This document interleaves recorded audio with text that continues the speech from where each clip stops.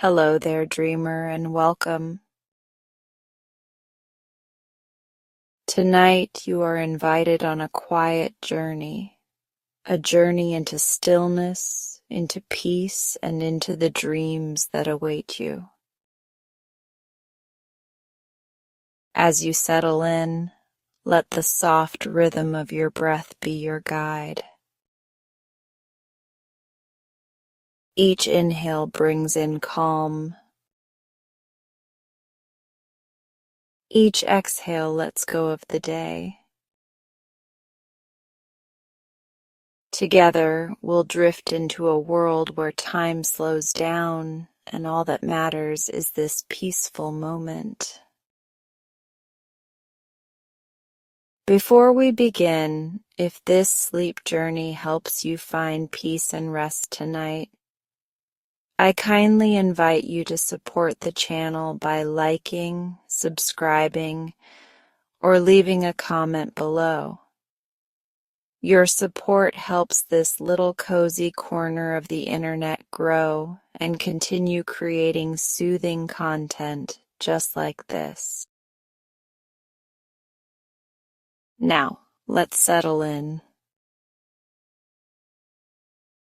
Find a comfortable position, lying down or resting back, allowing your body to sink a little deeper with every breath. Gently close your eyes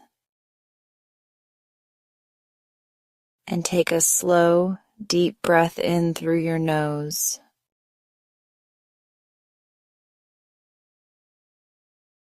And softly exhale through your mouth.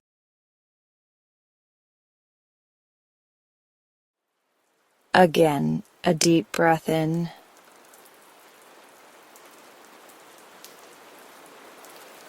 And let it go.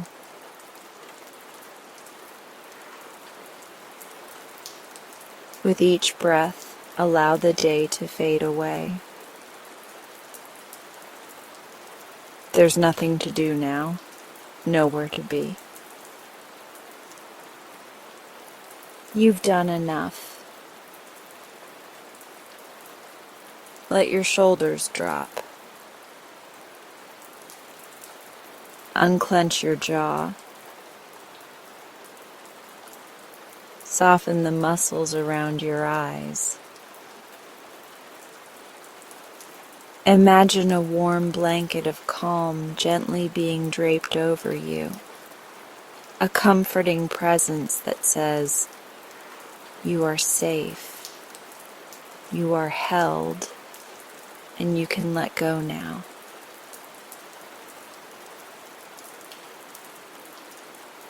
Let your thoughts float like clouds across a quiet sky.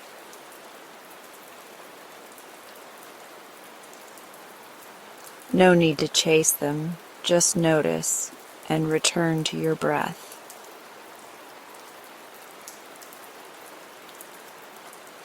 In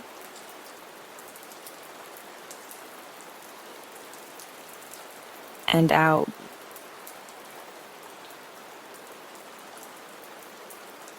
Allow your body to grow heavier, your mind lighter.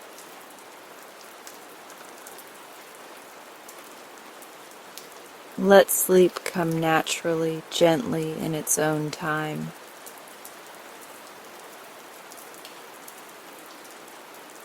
You are at peace.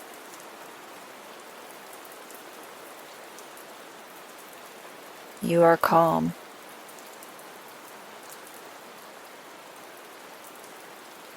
And you are so deeply loved.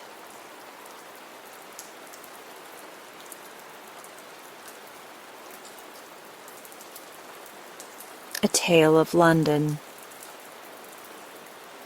Come, said the Sultan to his hashish eater in the very furthest lands that know Baghdad. Dream to me now of London. And the hashish eater made a low obeisance and seated himself cross-legged upon a purple cushion broidered with golden poppies on the floor beside an ivory bowl where the hashish was. and having eaten liberally of the hashish, blinked 7 times and spoke thus: O friend of God, know then that London is the desiderate town even of all earth's cities.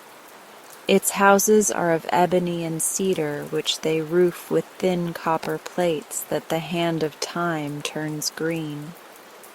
They have golden balconies in which amethysts are where they sit and watch the sunset. Musicians in the gloaming steal softly along the ways.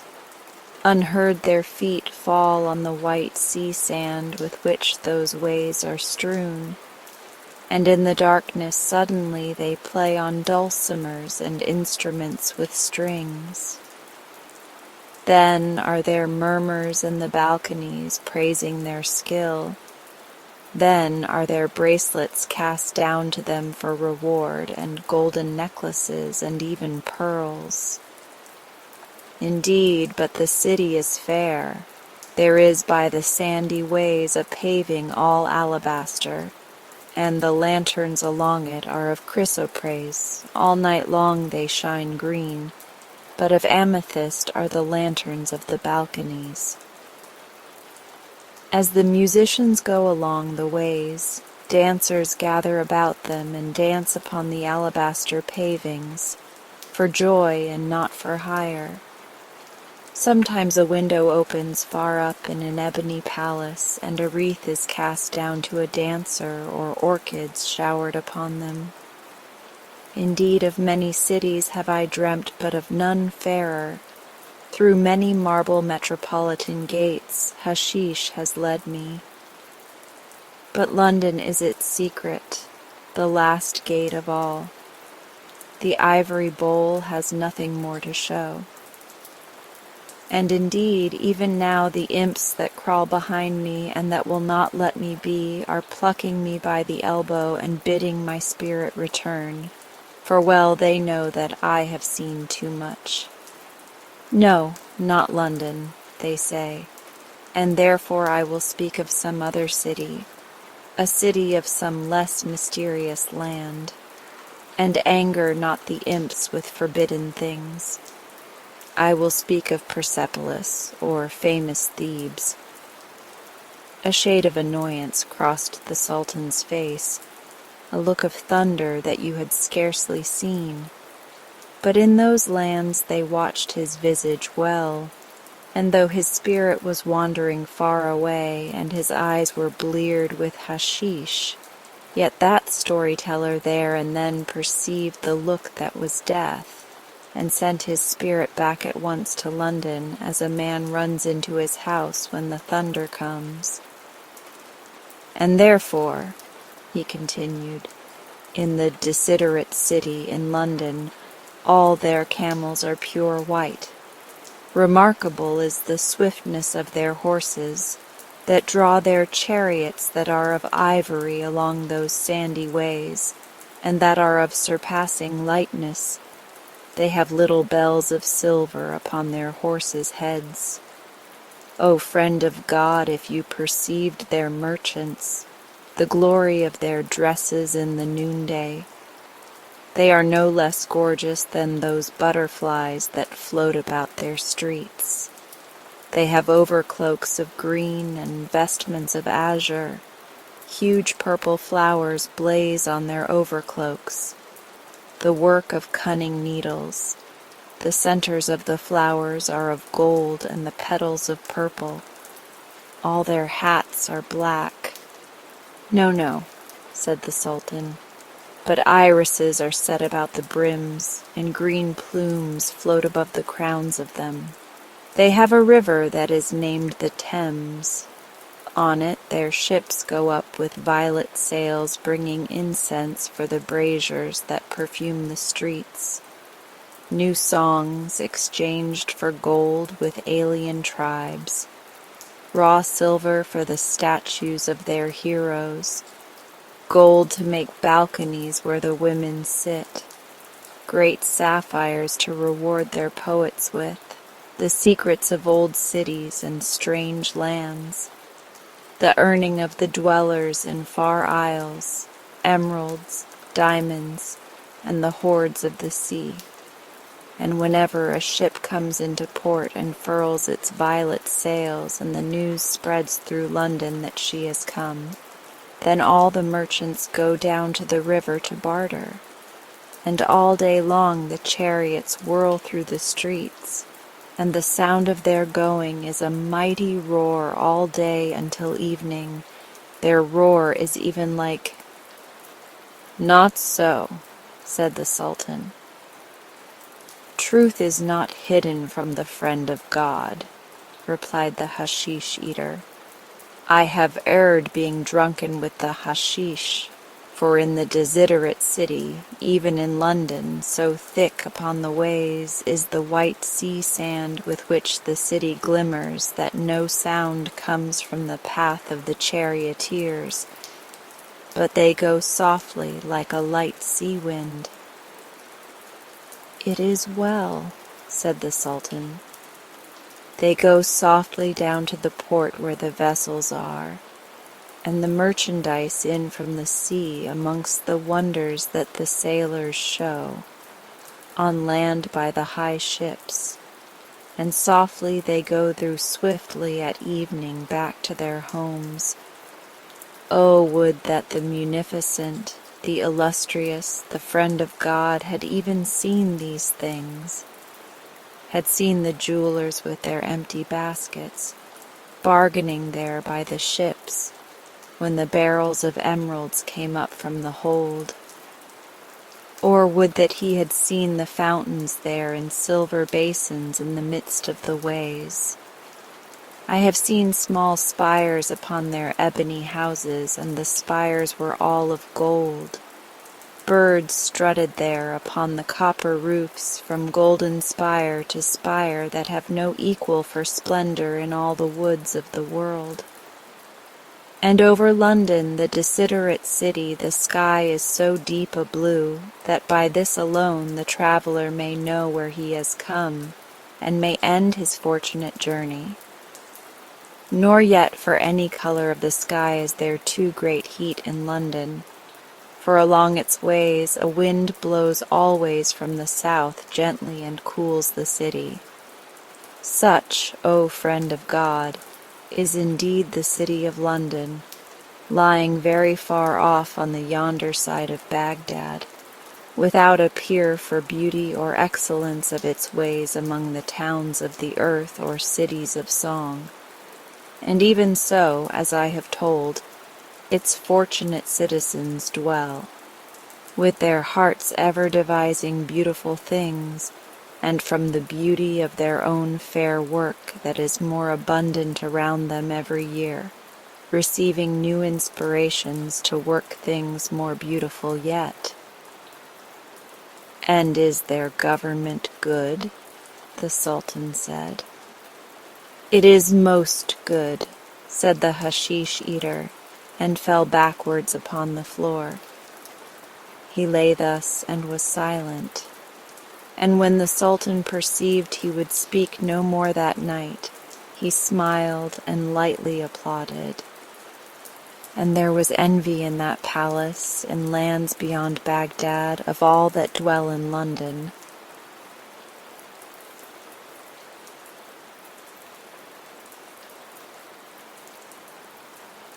In a cottage near the high road, and close to the shores of a large lake, there once lived a widow, poor and old. She was very, very poor, but her mother's heart was rich in pride in her son, who was the joy of her life. He was a handsome lad with an honest soul. He earned his living by fishing in the lake, and succeeded so well that neither he nor his mother were ever in want of their daily bread. Everyone called him the fisherman. One evening at dusk he went down to the lake to throw in his nets, and standing on the shore with a new bucket in his hand, waited to put into it whatever fish it might please God to send him. In about a quarter of an hour or so he drew in his nets and took out 2 bream. These he threw into the bucket, and humming a merry song turned to go home. At that moment a traveler, poorly clad, with hair and beard white as the wings of a dove, spoke to him, saying, "Have pity on a feeble old man, obliged to lean on his stick, hungry and ragged. I beg you in heaven's name to give me either money or bread. The sun will soon set, and I who have eaten nothing today shall have to pass the night fasting, with the bare earth for a bed. My good old friend, I am sorry I have nothing about me to give you. But you see the black smoke curling up in the distance? That is our cottage, where my old mother is waiting for me to bring her some fish to cook for our supper. Now take these 2 bream to her. Meanwhile, I will return to the lake and throw in my nets again to see if I can catch something more. Thus, with God's help, we shall all 3 have enough for supper tonight and breakfast tomorrow morning." While speaking, the fisherman handed the fish to the old man, when, marvel of marvels, he melted into the rays of the setting sun and vanished, both he and the fish. The fisherman, much astonished, rubbed his eyes and looked about on all sides. For a moment he felt afraid, but when he had crossed himself, all terror left him, and he went to draw in his nets by the light of the moon. And what do you think he found in them? It was neither a pike nor a trout, but a small fish with eyes of diamonds, fins of rainbow color, and golden scales that shone and flashed like lightning. When he had spread his nets on the beach, the fish began to talk to him in the language of men. "Do not kill me, young fisherman," it said, "but accept in exchange for my life this golden ring. Every time you put it on your finger, repeat these words: 'I conjure thee, O ring, who gold can give, in the name of the little fishling of gold, for the good of man that man may live, and the honor of heaven, send new or old, little or much as may be my need. Coins of the realm, let them fall like seed.'" After uttering each of these words, a shower of gold pieces will fall. The fisherman gladly accepted the ring, and freeing the miraculous fish from the net, he threw it back into the water. As it fell, it shone in the air like a shooting star, and then disappeared beneath the waves.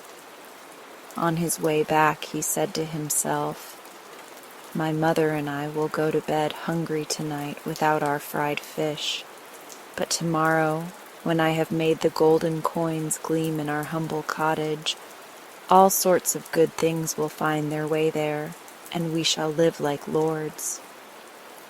But things turned out very differently, for the first thing he saw on opening the door was the table covered with a white cloth, and upon it a china soup tureen in which lay the 2 bream freshly cooked.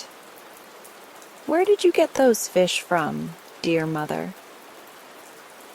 "I do not know myself," replied she, "for I have neither cleaned them nor cooked them. Our table spread itself, the fish placed themselves upon it, and although they have been there an hour, they do not get cold.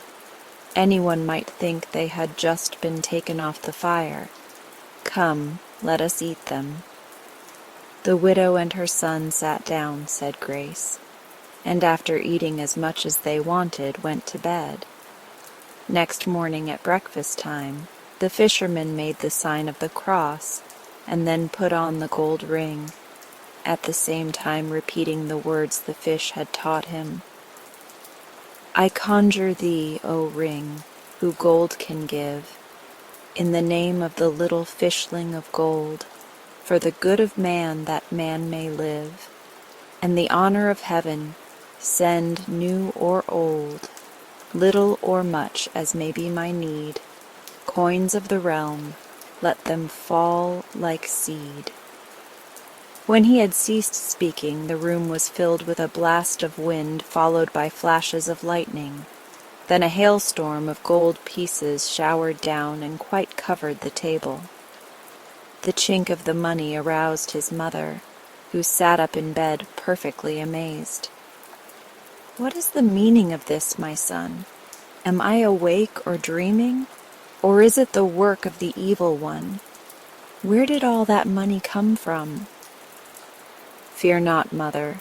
I wear a cross that charms away evil spirits. I have my work, so that you shall never want. And I have your heart, where for me there will ever be love to sweeten the disappointments and troubles of life. This gold that you see will drive poverty far away and enable us to help others. Take these pieces, lock them up safely, and use them when in need. As for me, kiss me and wish me good luck on my journey." "What? Is it possible that you want to leave me already? Why? And whither are you going?" "I want to go, mother mine, to see the great city. When there, I mean to enroll myself in the national army. Thus the fisherman-turned-soldier will become the defender of his king, for the glory of his country and his mother. Of a truth, my son, I have heard some talk about the king being in danger, and that our enemies are trying to take his crown from him.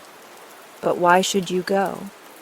Stay at home rather, for alone and unnoticed among so many troops, you will neither be able to help nor to hinder." "You are right. One man alone is a small thing, but by adding one grain to another the measure overflows. If all those who are capable of bearing arms will help the king, there is no doubt that he will soon overcome his enemies. But a harmless fisherman like you, of what use can you be in a battle?"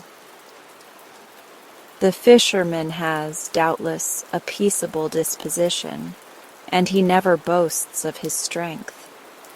But when the right moment comes, he knows how to handle a sword, and how to water the land with the enemy's blood.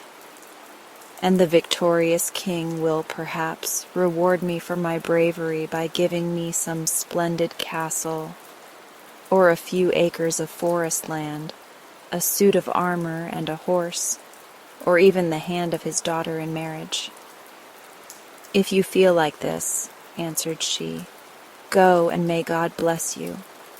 May he cover you, dear child, with his grace as with a buckler, so that neither guns nor sabers shall do you harm. May he take you under his protection, so that you may return safe and sound to be a comfort to me.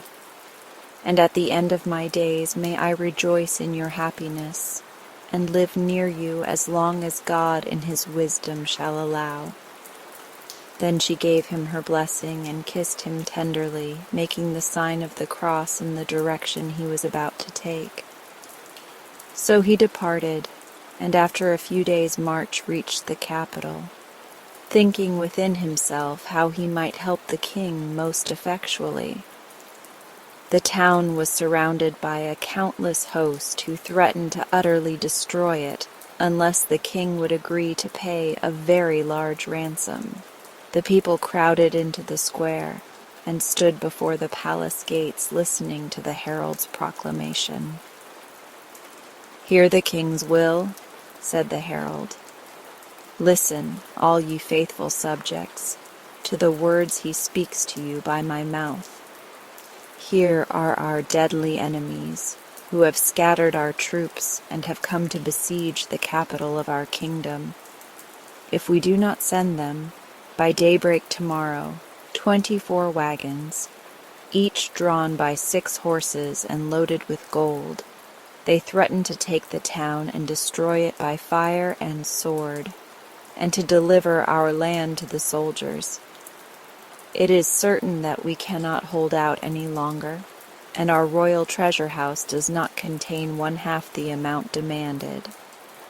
Therefore, through me, our sovereign announces that whosoever among you shall succeed, either in defeating our foes or in providing the money needed for the ransom. Him will he appoint his heir to the crown, and to him will he give his only daughter in marriage, a princess of marvelous beauty. Further, he shall receive half the kingdom in his own right." When the fisherman heard these words, he went to the king and said, "My sovereign and father, command that 24 wagons, each harnessed with 24 horses and provided with leathern bags, be brought into the courtyard. I will engage to fill them with gold, and that at once, before your eyes." Then he left the palace, and standing in the middle of the large square, recited the words the fish had taught him. These were followed by rumblings of thunder and flashes of lightning, and then by a perfect hurricane which sent down masses and showers of gold. In a few minutes the square was covered with a layer of gold so thick that, after loading the 24 wagons and filling a large half of the royal treasure house, there was enough left to make handsome presents to all the king's officers and servants. Next day the enemy returned to their own country laden with the heavy ransom they had demanded. The king sent for the fisherman, and inviting him to partake of hydromel wine and sweetmeats, said, "You have today been the means of saving our capital from a great calamity, and shall therefore receive the reward which you have earned. My only daughter, a princess of great beauty, shall be your wife, and I will give you the half of my kingdom for a wedding present. I also appoint you my heir to the throne. But tell me, to whom am I indebted? What kingdom or land belongs to you? How is it that by a mere movement of the hand you were able to supply my enemies with such a quantity of gold?" And the fisherman, simple-hearted and straightforward as a child, ignorant of the deceptions practiced in court, answered frankly, "Sire, I belong to no royal or princely family. I am a simple fisherman and your loyal subject. I procure my gold by means of this magic ring, and at any time I can have as much as I want." Then he told how his good fortune had come to him. The king made no answer, but it hurt his royal dignity to think that he owed his safety to one of his own peasants, and that he had promised to make him his son-in-law. That evening, after a luxurious supper, the fisherman, having taken a little more wine than usual, ventured to ask the king to present him to his bride. The king whispered a few words in the ear of the chamberlain of the court, and then went out. The chamberlain took the fisherman to the top of the castle tower, and there said to him, "According to the customs of the court, you should, before being introduced to the princess, send her by my hands some valuable jewel as a wedding gift." "But I have nothing of value or beauty about me," replied he, "unless you offer the princess this golden ring, to which I owe all my good fortune, the princess herself, and the safety of her father." The chamberlain took the ring, and opening the window of the tower asked, "Fisherman, do you see the moon in the heavens?" "I do." "Very well, she shall be the witness of your betrothal. Now look down, do you see that precipice and the deep river shining in its depths?" "I do." "Very well, it shall be your bridal couch." So saying, the chamberlain threw him into the deep abyss, shut the window, and ran to tell the king that there was no longer a suitor for the hand of his daughter. The fisherman, stunned by the force of his fall, reached the water quite senseless. When he came to himself and opened his eyes, He lay in a boat which at that moment was leaving the mouth of the river and entering the open sea. The very old man, to whom he had given the bream, was guiding the vessel with an oar. "My good old man, is it you? How did you manage to save me?" asked the astonished fisherman. "I came to your assistance," replied the old man, "because he who shows pity to others deserves their help when in need of it. But take the oar and row to whatever place you wish." And having thus spoken, the mysterious old man disappeared. The fisherman crossed himself, and having looked round upon the royal palace sparkling with light, he sighed deeply, and chanting the hymn, "Under thy help," put out to sea. When the sun rose, he saw some nets in the boat, and throwing them into the water caught some pike, which he sold in a town near the shore, and then continued his journey on foot. 2 or 3 months later, when crossing some open country, he heard cries for help which came from a hill near the forest. There he saw 2 little demons pulling each other's hair. By the cut of their short waistcoats, by their tight pantaloons and 3-cornered hats, he knew that they were inhabitants of the nether world from which they must have escaped. He had no doubt about it, but being a good Christian he was not afraid, and accosted them boldly, saying, "Why do you ill-treat each other in this way? What is the meaning of it?" "It means that for many a long year we have both been working hard to entice a silly fellow down below. He was first tempted by the desire to learn something of sorcery, and he ended by becoming an accomplished scoundrel. After giving him time to commit a great many crimes and thus forfeit his soul, we handed him over to safekeeping. Now we want to divide his property between us. He has left 3 things which by every right belong to us. The first is a wonderful carpet. Whoever sits down upon it and pronounces certain magic words will be carried off at once, over forests and under clouds, never stopping until his destination is reached. The magic words are as follows: "Carpet, that of thyself through space takes flight. O travel, thou airy car, both day and night, till my desired haven comes in sight." The second piece of property is that club lying on the grass. After uttering some magic words, the club will immediately begin to hit so vigorously that a whole army may be crushed to pieces or dispersed. The words run thus: "Club, thou marvelous club, who knows how to strike and smite my foes. By thine own strength and in God's name, O strike well home and strike again."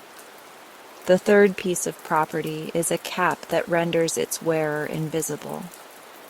Now, my good man, you see our difficulty.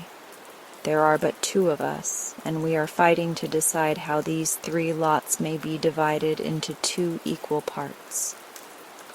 "I can help you," said the fisherman, "provided you will do as I tell you. Leave the 3 lots here just as they are, the carpet, the club, and the magic cap. I will roll a stone from the top of this hill to the bottom. Whoever catches it first shall have 2 lots for his share. What do you say?" "Agreed," cried the demons, racing after the stone that rolled and bounded on its way down. In the meantime, the fisherman hastily put on the cap, seized the club, and sitting down on the carpet, repeated the magic formula without forgetting a single word. He was already high up in the air when the demons returned, carrying the stone and calling out to him to come and reward the winner. "Come down and divide those things between us," they cried after him. The fisherman's only answer was the magic address to his club. This enchanted weapon then fell upon them, and struck so hard that the country round echoed to the sound thereof. In the midst of screams and cries and clouds of dust they escaped at last, and the club, of its own accord, came back and placed itself at the fisherman's orders. He, in spite of the rapid motion, sat comfortably on the carpet with the cap under his arm and the club in his hand. Thus they flew over forests, under clouds, and so high that seen from the earth they looked like a tiny white cloud. Within 2 or 3 days they stopped at the king's capital. The fisherman, with his cap on, descended into the middle of the courtyard.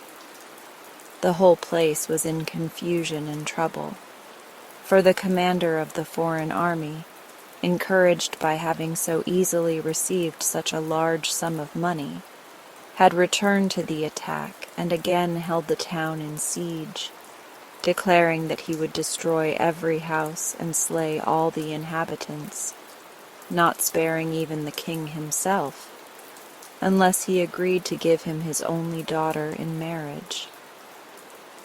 The terrified citizens crowded to the palace and besought his majesty to do as they asked him, and so save them from such a fate. The king, standing on the balcony, addressed them thus: "Faithful and devoted people, listen to me. Nothing but a miracle can save us from this fearful calamity. Yet it has happened that the most powerful assailants have been forced to ask mercy of the most feeble. I will never consent to the marriage of my only daughter with my most hated and cruel foe. Within a few moments my guards will be ready for combat, and I myself will lead them against the enemy. If there be any among you who can win the victory, to him will I give my only daughter in marriage, the half of my kingdom for her dowry, and the heirship to the throne." When he had finished speaking, the fisherman ordered his club to fall on the foe, while the country round echoed and re-echoed to the blows by means of which it destroyed the besieging army. It was in vain that the brave commander shouted to his soldiers not to run away, for when he himself received 3 blows from the club, he was obliged to make off as fast as possible. When the club had destroyed or driven away into the desert all the troops, it came back to its master. He, still wearing the magic cap, and with his carpet folded up under his arm and his club in his hand, made his way to the king's apartment. In the palace, shouts of joy had succeeded the cries of fear which had been heard but a short while ago. Everyone was happy, and everyone congratulated the king upon his victory, as sudden and complete as it was unexpected. But the monarch, turning to his warriors, addressed them thus: "Victory! Let us rather return thanks to God. He who has won for us the victory has but to present himself and receive the reward he so richly deserves. That is, my beautiful daughter in marriage, the half of my kingdom, and the right of succession to my throne. These are the gifts that await this victorious hero. Where is he?" They all stood silent and looked from one to the other.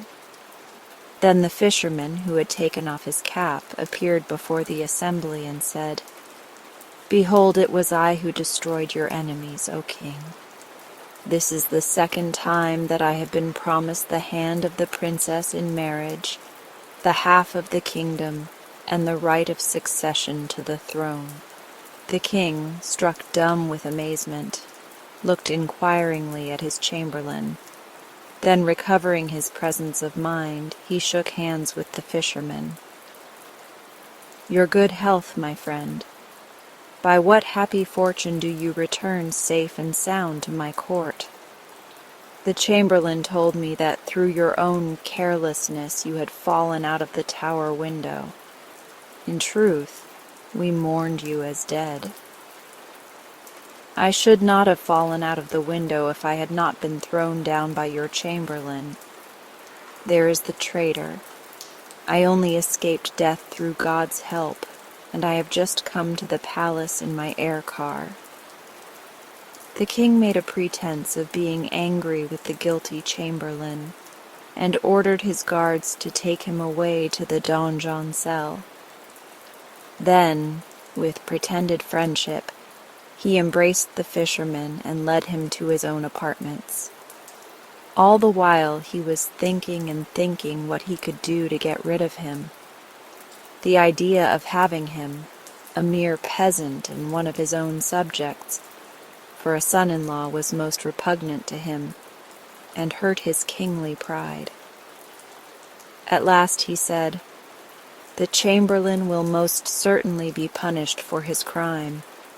As for you, who have twice been my savior, you shall be my son-in-law.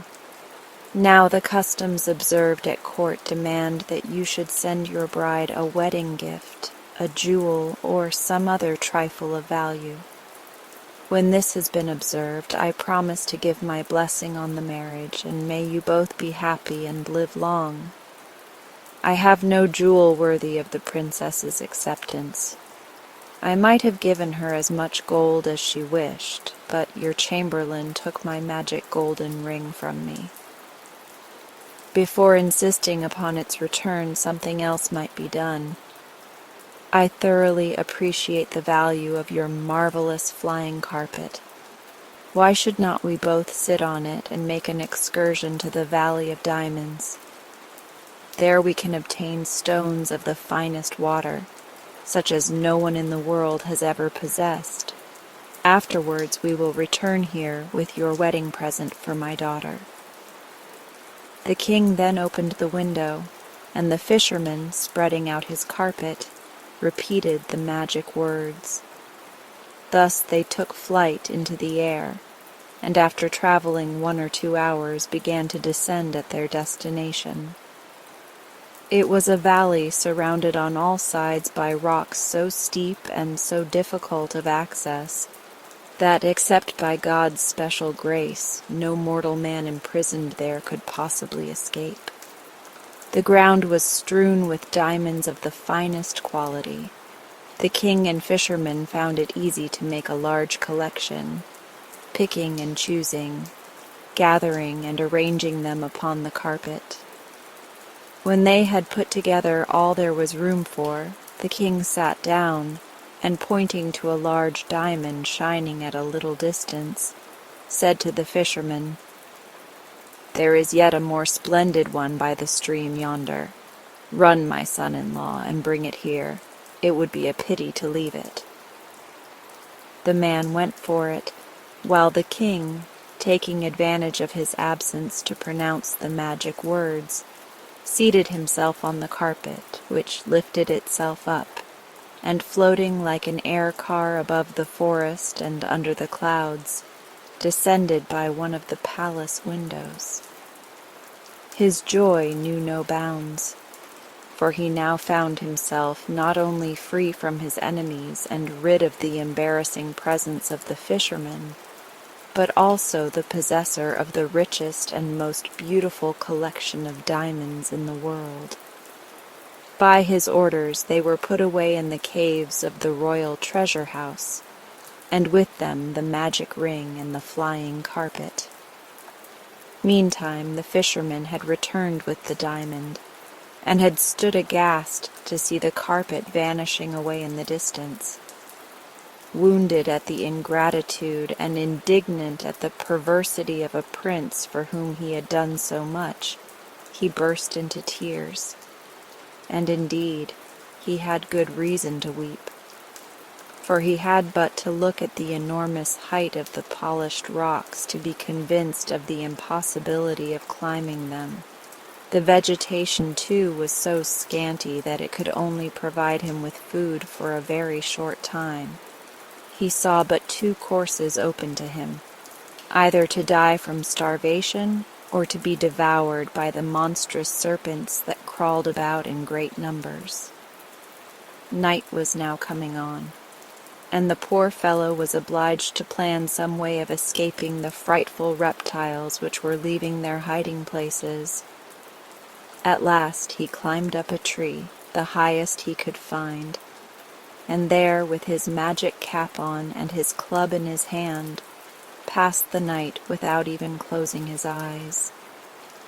Next morning, when the sun rose, the serpents went back to their holes, and the fisherman got down from his tree feeling stiff with cold and very hungry.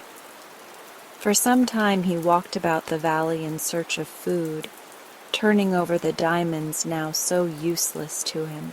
There he found a few worthless mushrooms, and with such poor food as berries and sorrel leaves, and the water of the valley stream for drink, he lived for some days.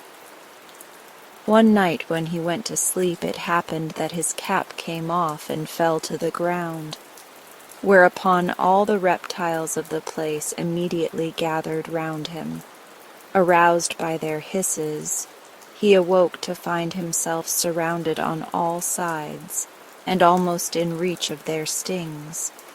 He immediately seized his club, and had scarcely begun to repeat the magic formula before the weapon set to work to destroy the snakes, while the rocks resounded right and left with the blows.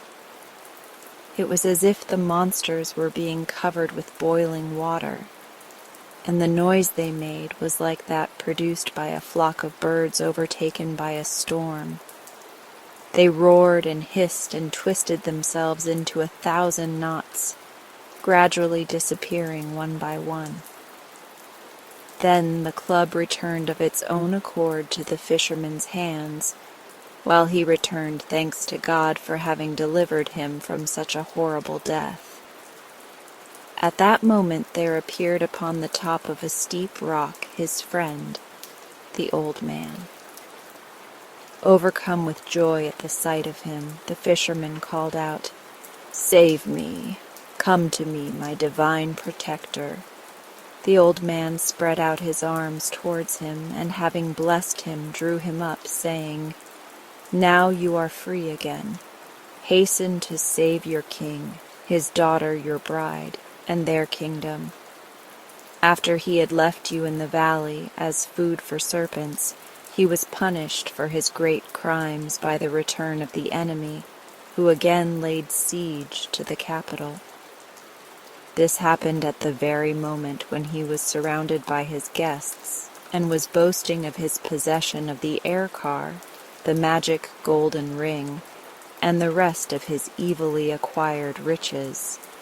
His foes had consulted Yaga, a wicked sorceress. She advised them to obtain the help of Kosti the magician, who promised his aid in carrying off the princess. When he came, he fell in love with the beautiful maiden at first sight, and determined to marry her himself. In order to bring this about, he threw the king, the courtiers, and all the inhabitants of the land into a heavy sleep. Then he bore off the princess to his own palace, where she has been shut up and ill-treated because she refuses to have anything to do with him. His castle is situated at the very end of the world to the west. There is nothing to hinder you from taking possession of your carpet and ring. They are hidden in the king's treasure house. Then go with your cap and club and conquer Kosti, rescue the princess, and deliver the king and his subjects." The fisherman would have thrown himself at the old man's feet to pour out his gratitude, but he suddenly vanished. So he thanked God for all his mercies, put on his invisible cap, and taking his club, made his way towards the capital. At the end of 3 days he entered the royal city. All the inhabitants were sleeping the enchanted sleep, from which they were powerless to rouse themselves. The fisherman went straight to the royal treasure house, took the magic ring and carpet, then seating himself upon the ladder and repeating the magic words, away he went like a bird, over rustling forests and under clouds, floating across the blue sky. After some days of travel, he alighted in Kosti's courtyard. Without a moment's delay, he folded up his carpet, put the magic cap on his head, and with club in hand entered Kosti's room. There, to his astonishment, stood the magician himself, admiring the wondrous beauty of the princess. For she was perfectly beautiful. Eye had never seen nor ear heard of such loveliness. With a low bow full of pride and an ironical smile, he was saying to her, "Beauteous princess, you have sworn a most solemn oath to marry none but that man who can solve your 6 riddles. It is in vain that I strive to guess them. Now there are only 2 courses open to you. Either to release yourself from your vow, putting the riddles aside and consenting to be my wife, or to persist in your vow and thus deliver yourself up to my anger, which you will bitterly regret. I give you 3 minutes to decide." Upon hearing these threats, the fisherman trembled with rage, and in a low voice whispered the magic words to his club. This good weapon did not wait for the order to be repeated, but with one bound came down full upon Kosti's forehead. Stunned for a moment by the violence of the blow, the terrible creature rolled upon the ground. Sparks like fireworks sprang from his eyes, and the noise, as of 100 mills, seemed to go through his head.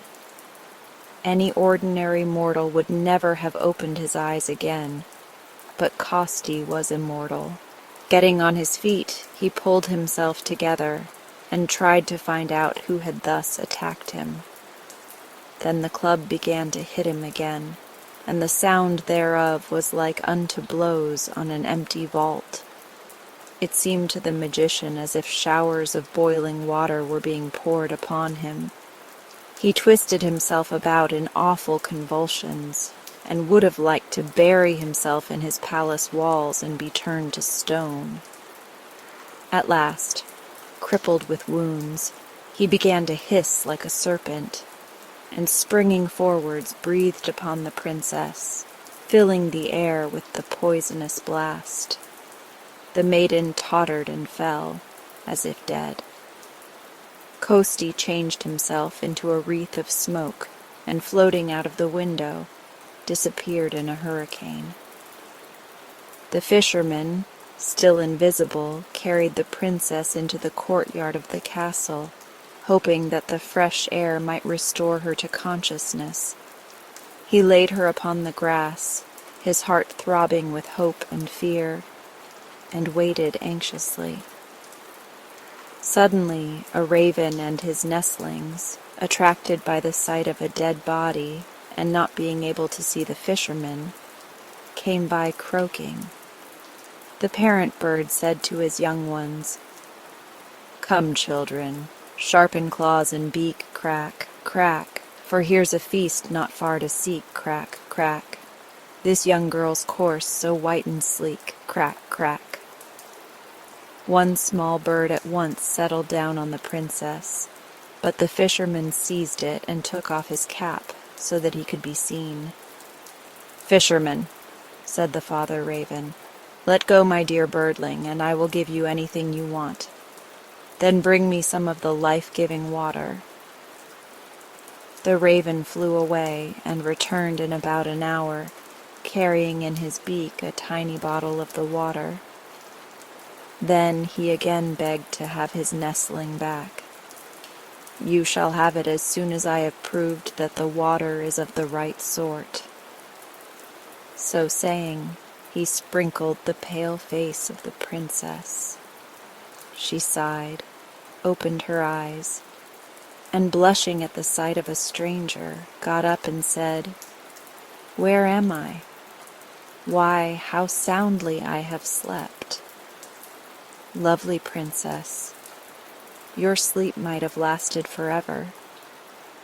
Then he told her his story, how he had been thrown into the river, abandoned in the Valley of Diamonds, and so on, relating at full length all the marvelous events that had taken place.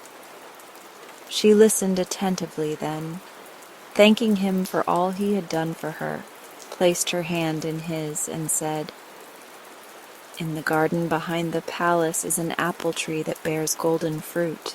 A guzla that plays of its own accord hangs on its branches, and is guarded day and night by 4 Negroes. Now the music from this guzla has the wonderful power of restoring health to invalids who listen to it, and happiness to those who are sad. That which is ugly becomes beautiful, and charms and enchantments of all kinds are broken and destroyed forever."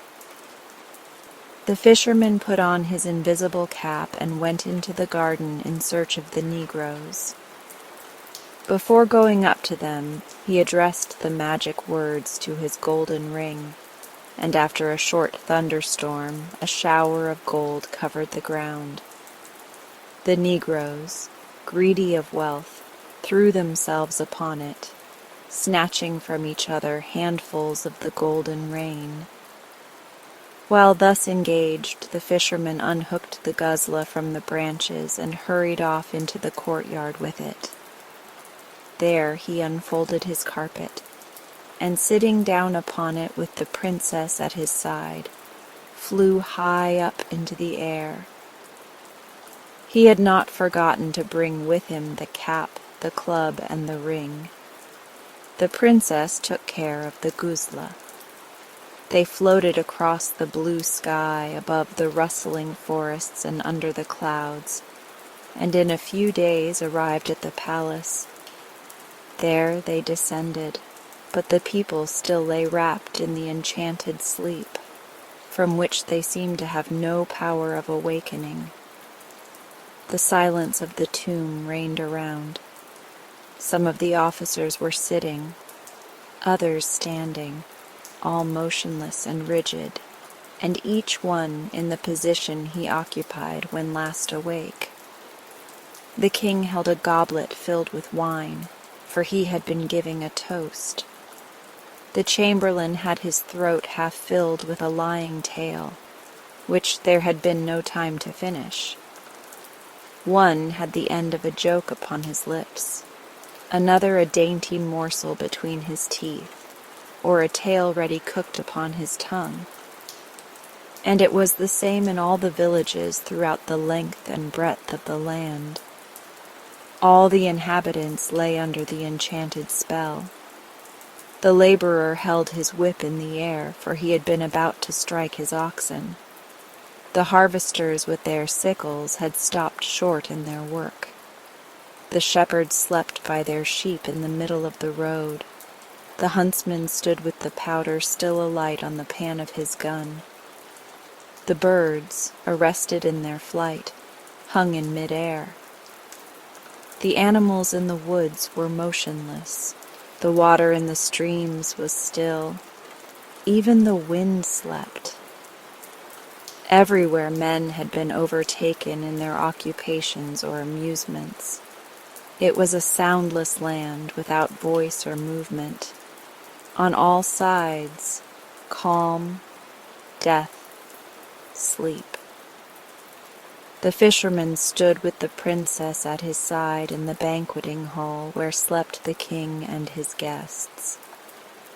Taking the magic guzla from the maid, he pronounced these words, "O guzla, play, and let thy sweetest harmonies resound through hall and cot, o'er hill and dale, and all the country round, that by the power and beauty of thy heavenly tones and song awakened may these sleepers be who sleep too well, too long." When the first tones of music burst forth, everything began to move and live again. The king finished proposing his toast. The chamberlain ended his tale. The guests continued to feast and enjoy themselves. The servants waited at their posts.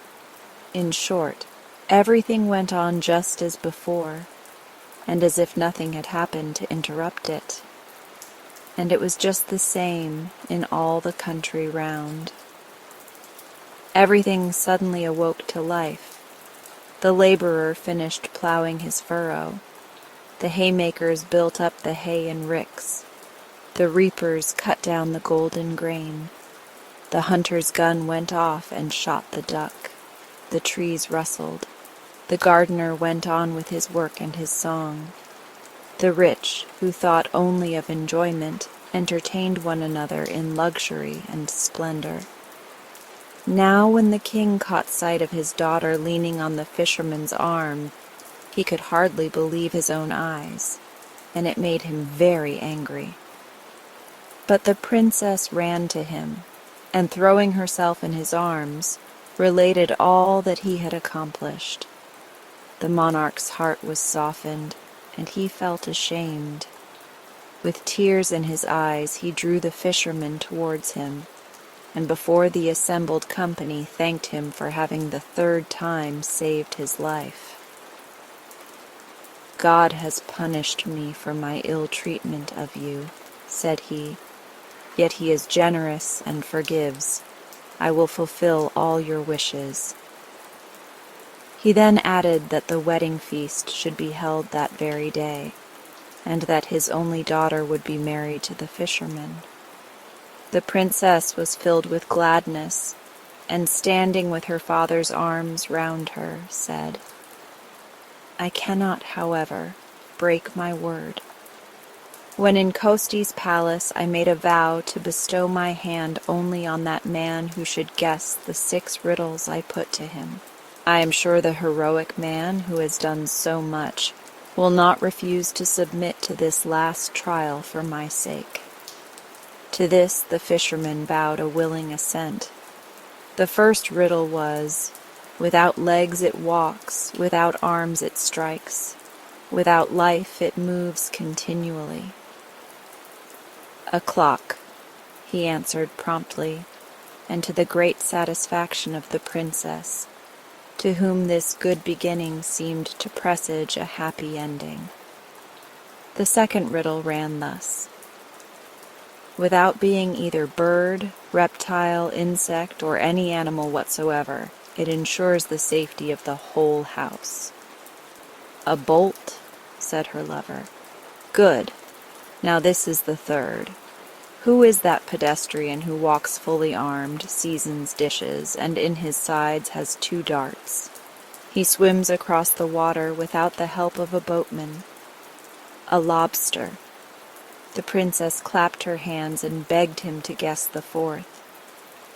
"It runs, it moves along on 2 sides, it has but 1 eye, an overcoat of polished steel, and a tail of thread."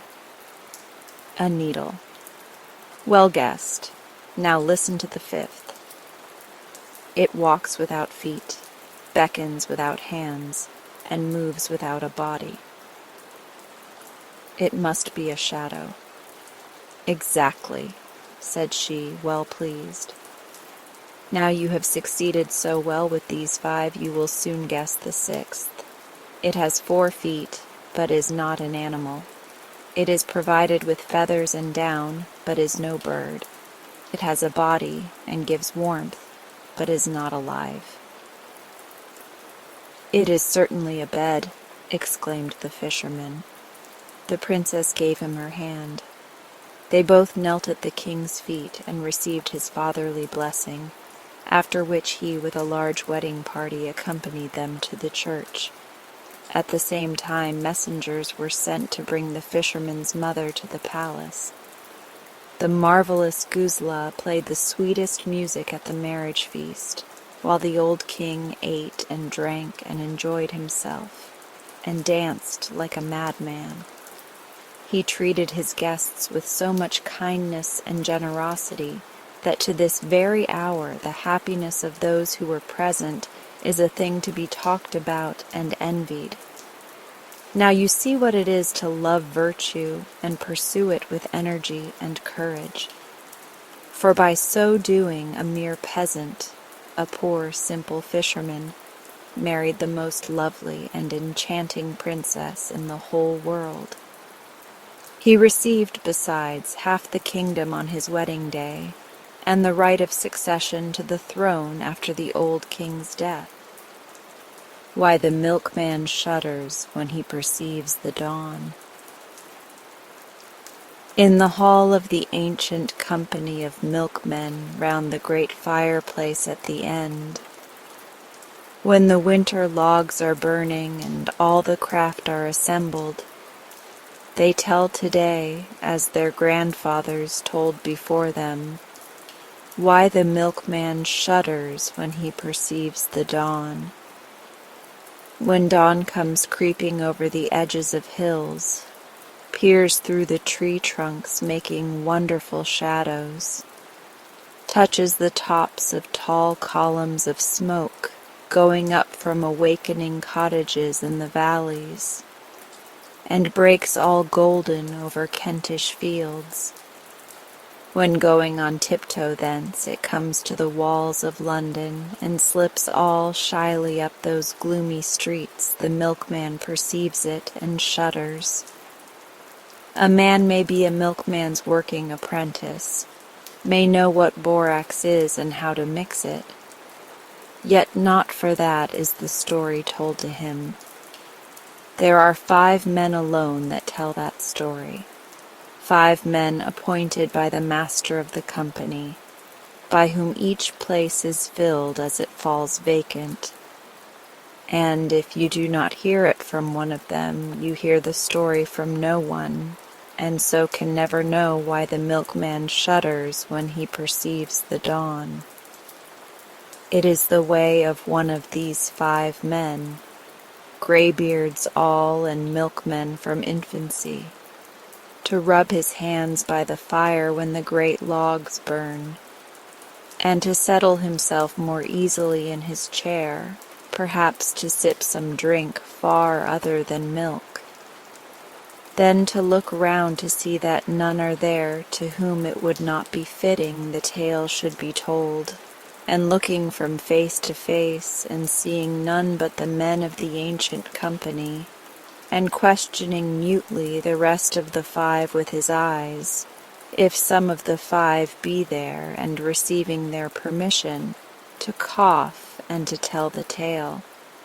And a great hush falls in the hall of the ancient company, and something about the shape of the roof and the rafters makes the tale resonant all down the hall, so that the youngest hears it far away from the fire and knows, and dreams of the day when perhaps he will tell himself why the milkman shudders when he perceives the dawn.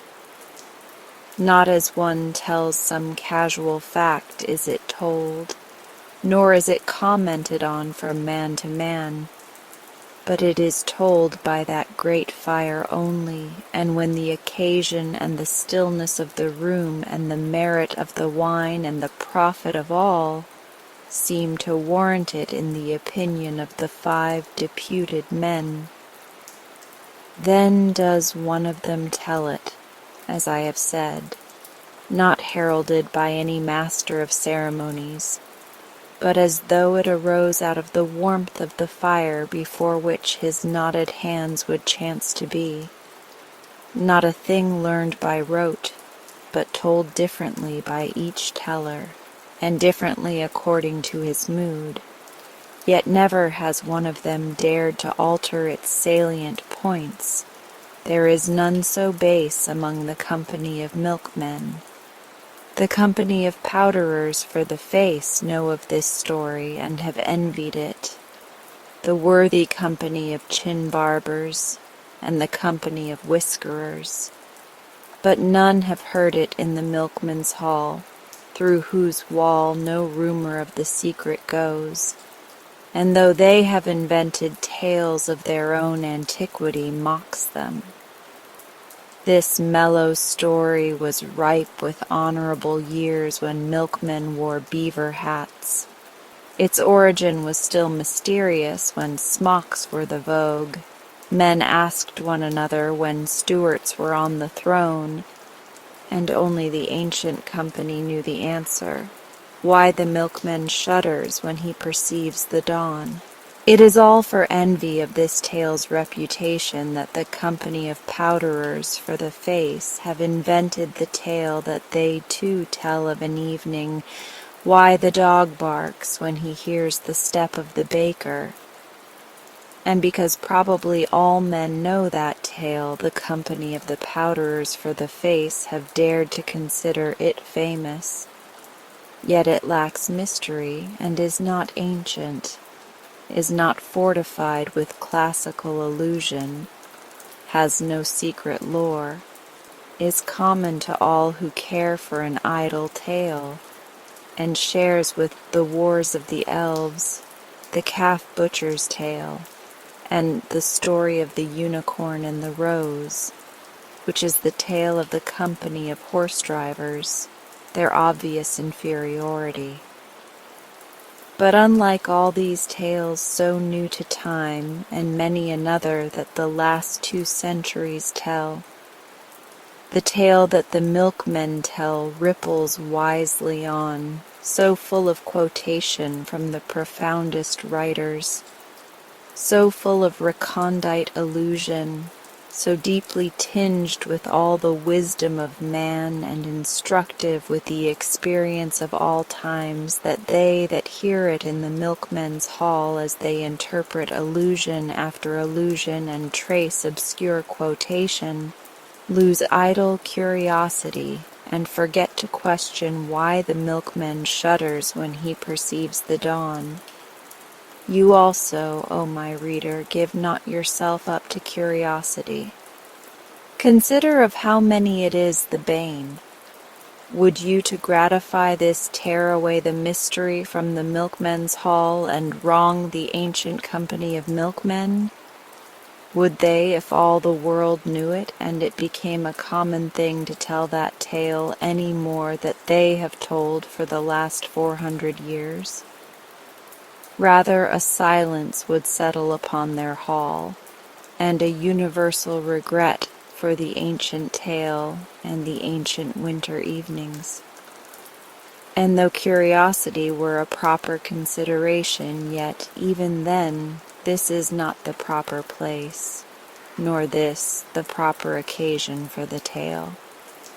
For the proper place is only the milkman's hall, and the proper occasion only when logs burn well, and when wine has been deeply drunken.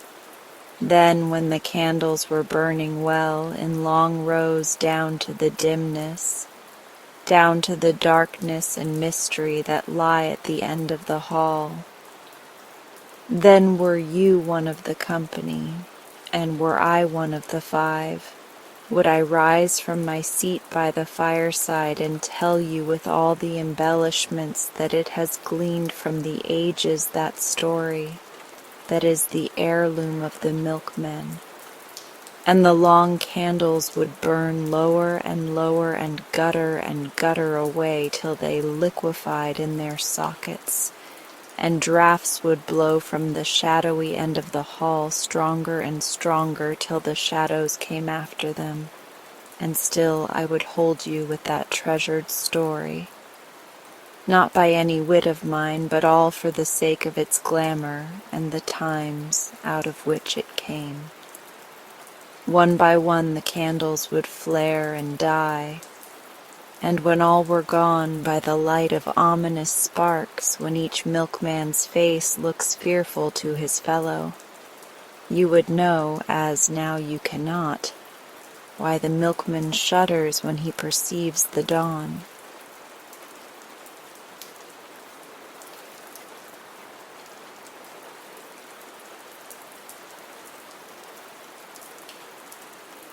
How Ali came to the Black Country.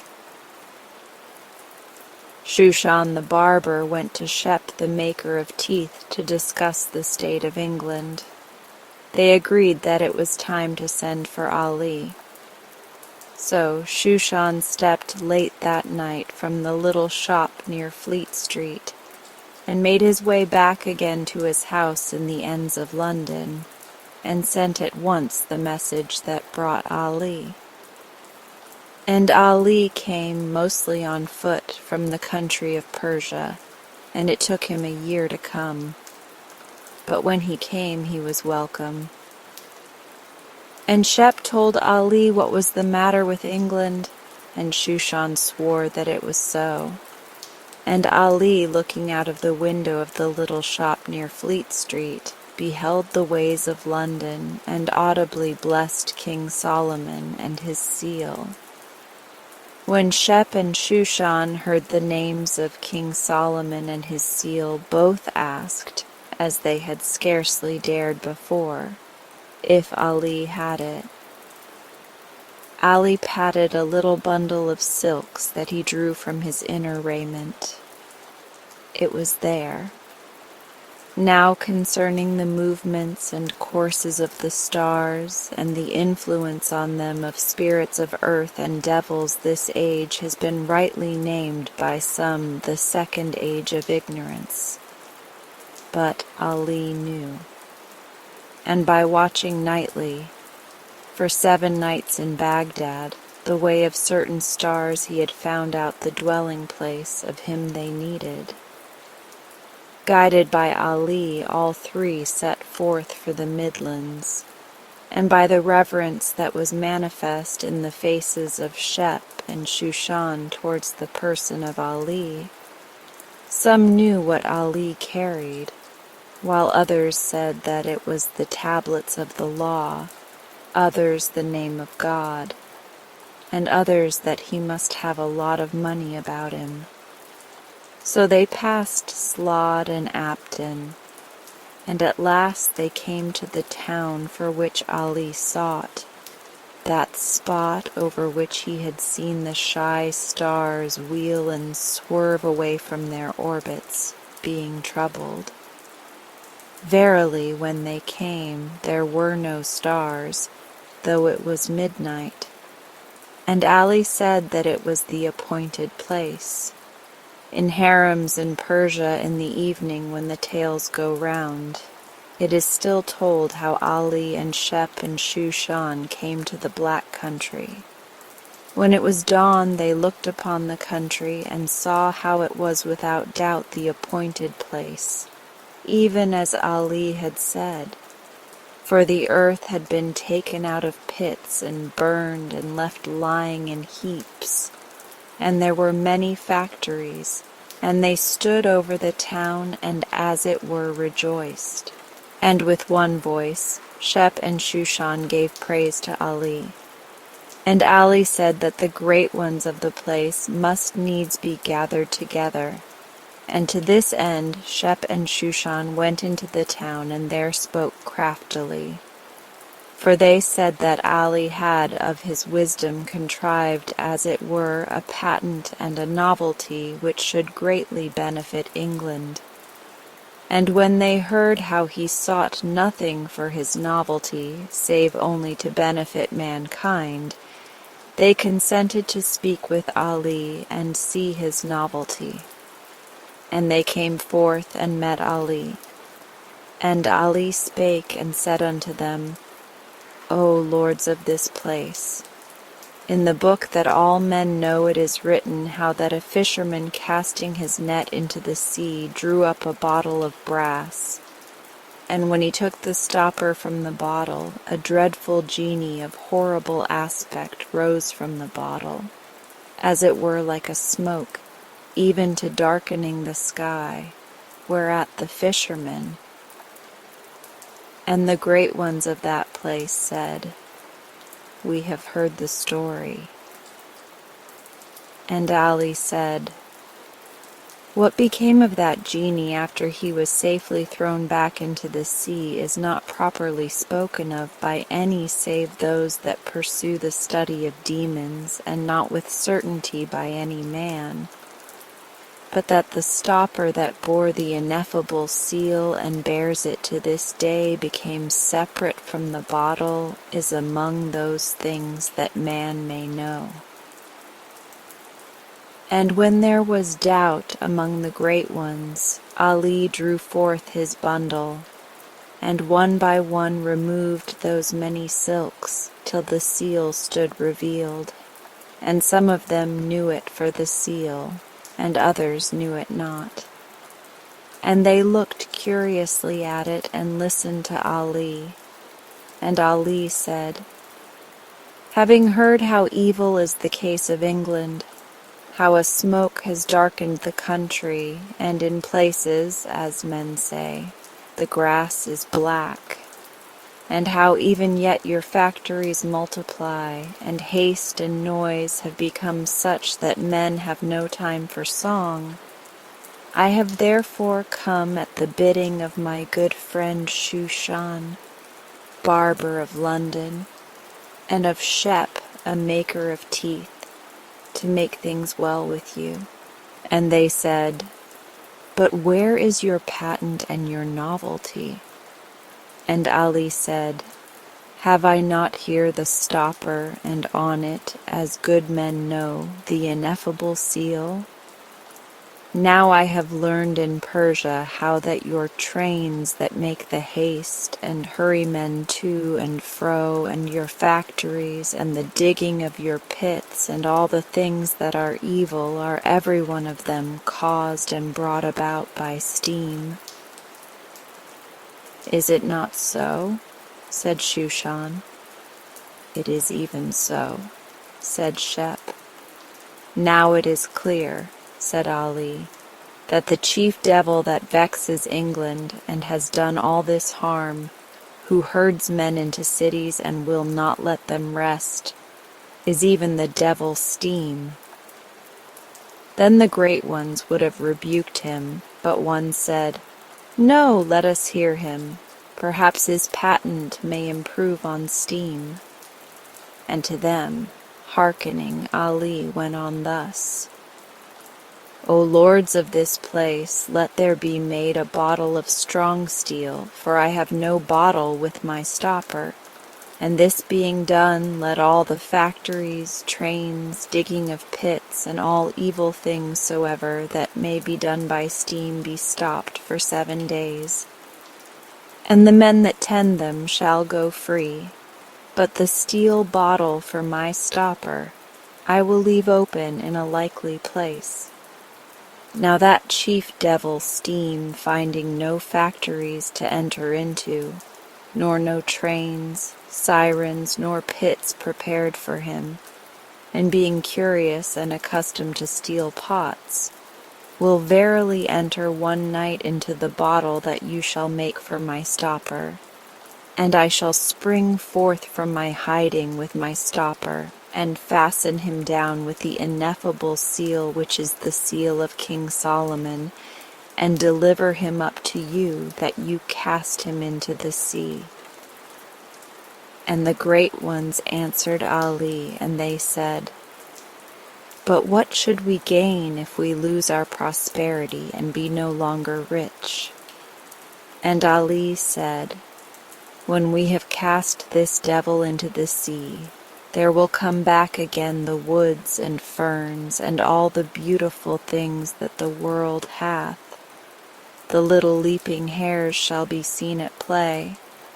There shall be music on the hills again, and at twilight ease and quiet, and after the twilight stars."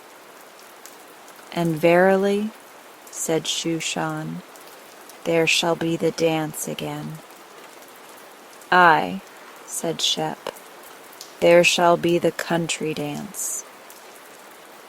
But the great ones spake and said, denying Ali, "We will make no such bottle for your stopper, nor stop our healthy factories or good trains, nor cease from our digging of pits, nor do anything that you desire. For an interference with steam would strike at the roots of that prosperity that you see so plentifully all around us." Thus they dismissed Ali there and then from that place where the earth was torn up and burnt, being taken out of pits, and where factories blazed all night with a demoniac glare. And they dismissed with him both Shushan the barber and Shep the maker of teeth. So that a week later Ali started from Calais on his long walk back to Persia. And all this happened 30 years ago. And Shep is an old man now, and Shushan older, and many mouths have bit with the teeth of Shep, for he has a knack of getting them back whenever his customers die. And they have written again to Ali away in the country of Persia with these words, saying, O Ali, the devil has indeed begotten a devil, even that spirit petrol. And the young devil waxeth and increaseth in lustihood, and is 10 years old, and becoming like to his father. Come therefore and help us with the ineffable seal, for there is none like Ali.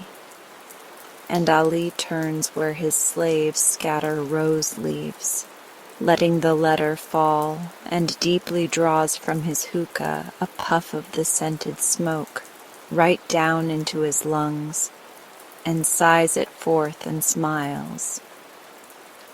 And lolling round onto his other elbow speaks comfortably and says, And shall a man go twice to the help of a dog?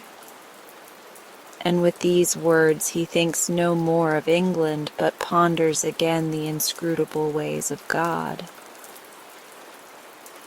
The City on Mallington Moor. Besides the old shepherd at Lingwald, whose habits render him unreliable, I am probably the only person that has ever seen the city on Mallington Moor. I had decided one year to do no London season, partly because of the ugliness of the things in the shops, partly because of the unresisted invasions of German bands, partly perhaps because some pet parrots in the oblong where I lived had learned to imitate cab whistles, but chiefly because of late there had seized me in London a quite unreasonable longing for large woods and waste spaces, while the very thought of little valleys underneath copses full of bracken and foxgloves was a torment to me. And every summer in London the longing grew worse till the thing was becoming intolerable.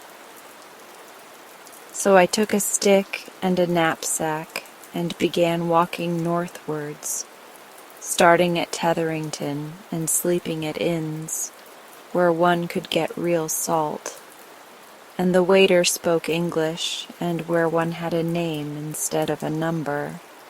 And though the tablecloth might be dirty, the windows opened so that the air was clean, where one had the excellent company of farmers and men of the wold, who could not be thoroughly vulgar, because they had not the money to be so, even if they had wished it. At first the novelty was delightful, and then one day in a queer old inn up Uthering way, beyond Lingwald, I heard for the first time the rumor of the city said to be on Mallington Moor. They spoke of it quite casually over their glasses of beer, 2 farmers at the inn. They say the queer folk be at Mallington with their city, one farmer said. Travelling they seem to be, said the other. And more came in then, and the rumor spread.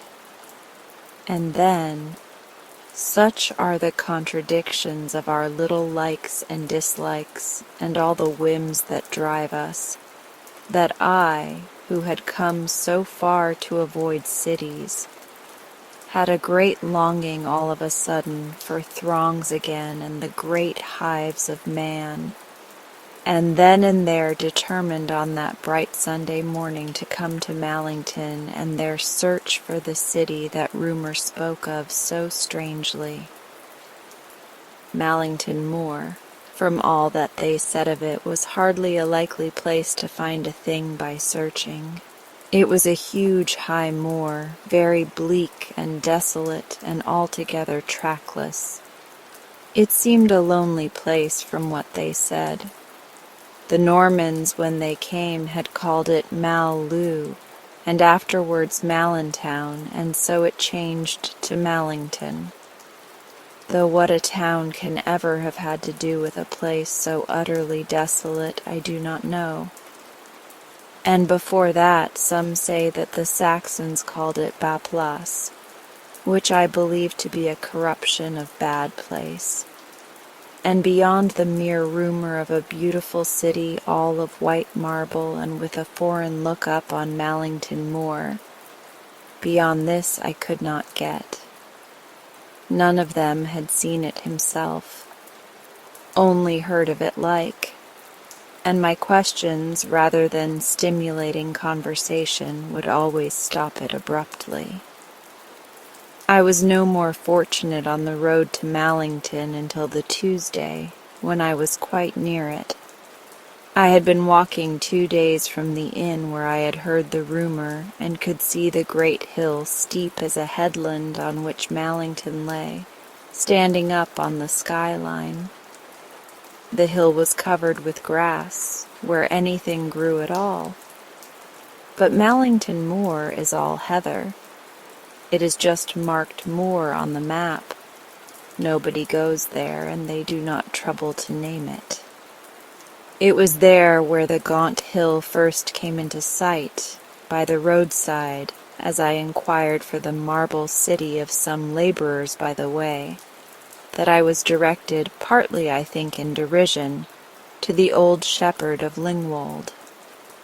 It appeared that he, following sometimes sheep that had strayed, and wandering far from Lingwold, came sometimes up to the edge of Mallington Moor, and that he would come back from these excursions and shout through the villages, raving of a city of white marble and gold-tipped minarets. And hearing me asking questions of this city, they had laughed and directed me to the shepherd of Lingwold. One well-meant warning they gave me as I went. The old man was not reliable.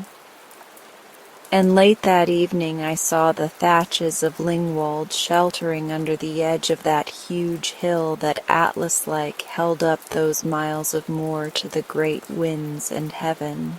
They knew less of the city in Lingwold than elsewhere, but they knew the whereabouts of the man I wanted, though they seemed a little ashamed of him. There was an inn in Lingwold that gave me shelter, whence in the morning, equipped with purchases, I set out to find their shepherd. And there he was on the edge of Mallington Moor, standing motionless, gazing stupidly at his sheep. His hands trembled continually, and his eyes had a blear look, but he was quite sober, wherein all Lingwold had wronged him. And then and there I asked him of the city, and he said he had never heard tell of any such place. And I said, "Come, come, you must pull yourself together." And he looked angrily at me. But when he saw me draw from amongst my purchases a full bottle of whiskey and a big glass, he became more friendly. As I poured out the whiskey, I asked him again about the marble city on Mallington Moor, but he seemed quite honestly to know nothing about it. The amount of whiskey he drank was quite incredible, but I seldom expressed surprise, and once more I asked him the way to the wonderful city. His hand was steadier now and his eyes more intelligent, and he said that he had heard something of some such city, but his memory was evidently blurred and he was still unable to give me useful directions. I consequently gave him another tumbler, which he drank off like the first without any water, and almost at once he was a different man. The trembling in his hands stopped altogether. His eye became as quick as a younger man's. He answered my questions readily and frankly, and what was more important to me still, his old memory became alert and clear for even minutest details. His gratitude to myself I need not mention, for I make no pretense that I bought the bottle of whiskey that the old shepherd enjoyed so much without at least some thought of my own advantage. Yet it was pleasant to reflect that it was due to me that he had pulled himself together and steadied his shaking hand and cleared his mind, recovered his memory and his self-respect. He spoke to me quite clearly, no longer slurring his words. He had seen the city first one moonlight night when he was lost in the mist on the big moor. He had wandered far in the mist, and when it lifted he saw the city by moonlight. He had no food, but luckily had his flask. There never was such a city, not even in books. Travelers talked sometimes of Venice seen from the sea. There might be such a place, or there might not. But whether or no, it was nothing to the city on Mallington Moor. Men who read books had talked to him in his time, hundreds of books, but they never could tell of any city like this. Why, the place was all of marble, roads, walls, and palaces, all pure white marble, and the tops of the tall, thin spires were entirely of gold. And they were queer folk in the city, even for foreigners. And there were camels, but I cut him short, for I thought I could judge for myself, if there was such a place. And if not, I was wasting my time as well as a pint of good whiskey. So I got him to speak of the way, and after more circumlocution than I needed and more talk of the city, he pointed to a tiny track on the black earth just beside us, a little twisty way you could hardly see. I said the moor was trackless. Untrodden of man or dog it certainly was, and seemed to have less to do with the ways of man than any waste I have seen. But the track the old shepherd showed me, if track it was no more than the track of a hare. An elf path the old man called it. Heaven knows what he meant. And then before I left him, he insisted on giving me his flask with the queer, strong rum it contained. Whiskey brings out in some men melancholy, in some rejoicing. With him it was clearly generosity, and he insisted until I took his rum, though I did not mean to drink it. It was lonely up there, he said, and bitter cold, and the city hard to find, being set in a hollow, and I should need the rum. And he had never seen the marble city except on days when he had had his flask. He seemed to regard that rusted iron flask as a sort of mascot, and in the end I took it. I followed that odd, faint track on the black earth under the heather till I came to the big gray stone beyond the horizon, where the track divides into two, and I took the one to the left as the old man told me.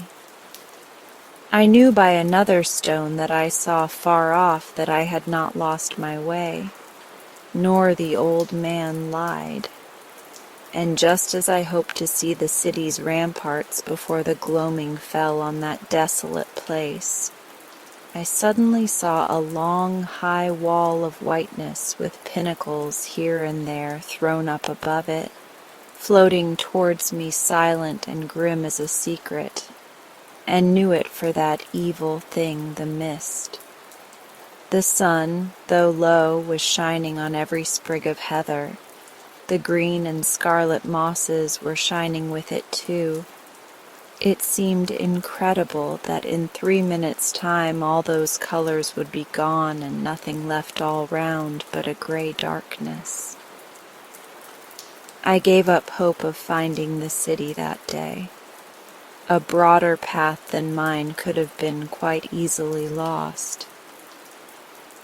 I hastily chose for my bed a thick patch of heather, wrapped myself in a waterproof cloak, and lay down and made myself comfortable. And then the mist came. It came like the careful pulling of lace curtains, then like the drawing of gray blinds. It shut out the horizon to the north, then to the east and west. It turned the whole sky white and hid the moor.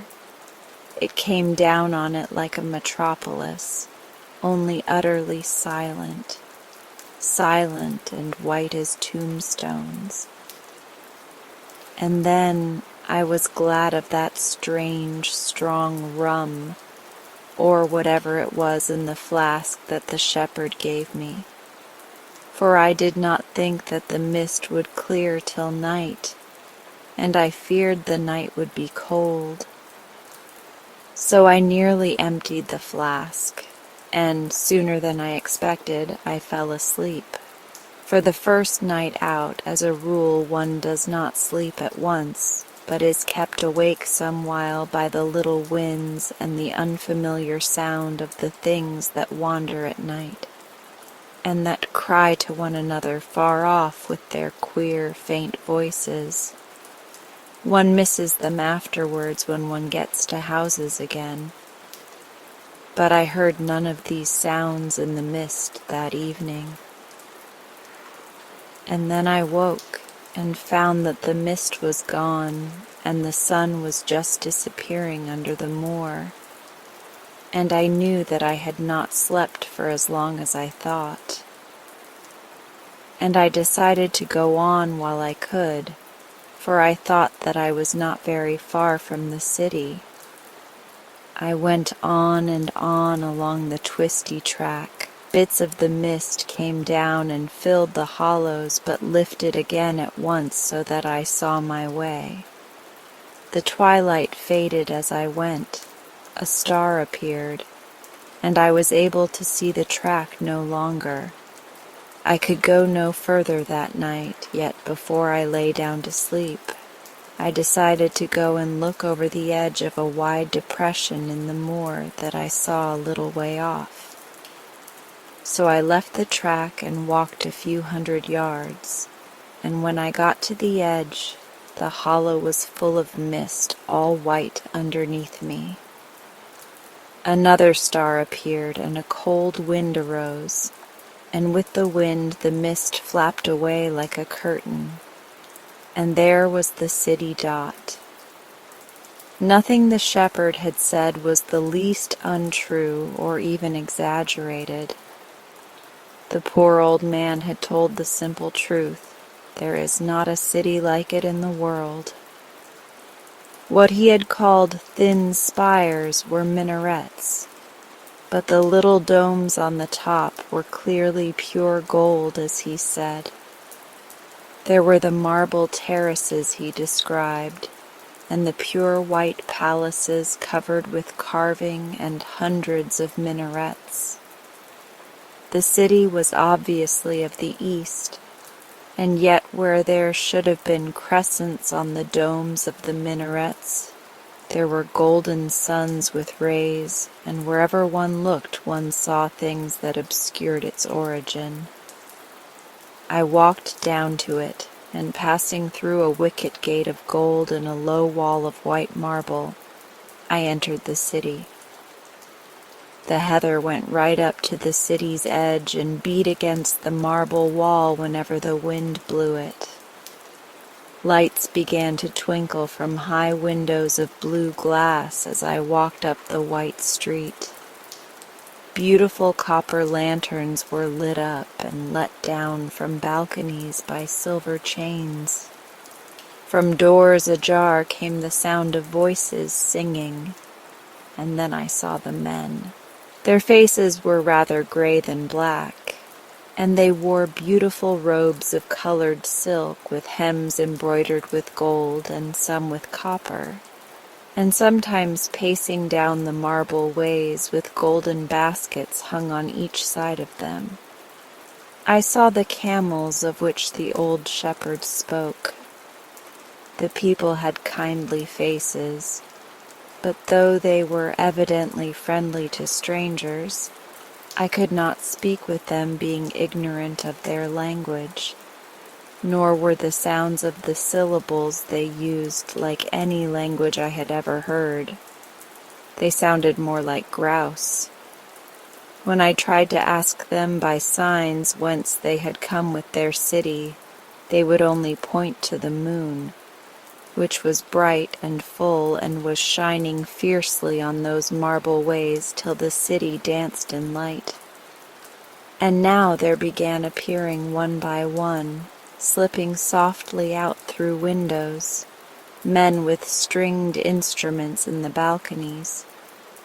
They were strange instruments with huge bulbs of wood, and they played softly on them and very beautifully, and their queer voices softly sang to the music weird dirges of the griefs of their native land, wherever that may be. And far off in the heart of the city others were singing too. The sound of it came to me wherever I roamed, not loud enough to disturb my thoughts, but gently turning the mind to pleasant things. Slender carved arches of marble, as delicate almost as lace, crossed and recrossed the ways wherever I went. There was none of that hurry of which foolish cities boast, nothing ugly or sordid so far as I could see. I saw that it was a city of beauty and song. I wondered how they had traveled with all that marble, how they had laid it down on Mallington Moor, whence they had come and what their resources were, and determined to investigate closely next morning, for the old shepherd had not troubled his head to think how the city came. He had only noted that the city was there, and of course no one believed him, though that is partly his fault for his dissolute ways. But at night one can see little, and I had walked all day, so I determined to find a place to rest in. And just as I was wondering whether to ask for shelter of those silk-robed men by signs, or whether to sleep outside the walls and enter again in the morning, I came to a great archway in one of the marble houses with two black curtains embroidered below with gold hanging across it. Over the archway were carved, apparently in many tongues, the words, "Here strangers rest." In Greek, Latin, and Spanish, the sentence was repeated, and there was writing also in the language that you see on the walls of the great temples of Egypt, and Arabic, and what I took to be early Assyrian, and one or two languages I had never seen. I entered through the curtains and found a tessellated marble court with golden braziers burning sleepy incense swinging by chains from the roof. All round the walls were comfortable mattresses lying upon the floor covered with cloths and silks. It must have been 10 o'clock and I was tired. Outside, the music still softly filled the streets. A man had set a lantern down on the marble way. 5 or 6 sat down round him, and he was sonorously telling them a story. Inside there were some already asleep on the beds. In the middle of the wide court under the braziers, a woman dressed in blue was singing very gently. She did not move, but sung on and on. I never heard a song that was so soothing. I lay down on one of the mattresses by the wall, which was all inlaid with mosaics, and pulled over me some of the cloths with their beautiful alien work. And almost immediately my thoughts seemed part of the song that the woman was singing in the midst of the court under the golden braziers that hung from the high roof. and the song turned them to dreams, and so I fell asleep. A small wind having arisen, I was awakened by a sprig of heather that beat continually against my face. It was morning on Mallington Moor, and the city was quite gone.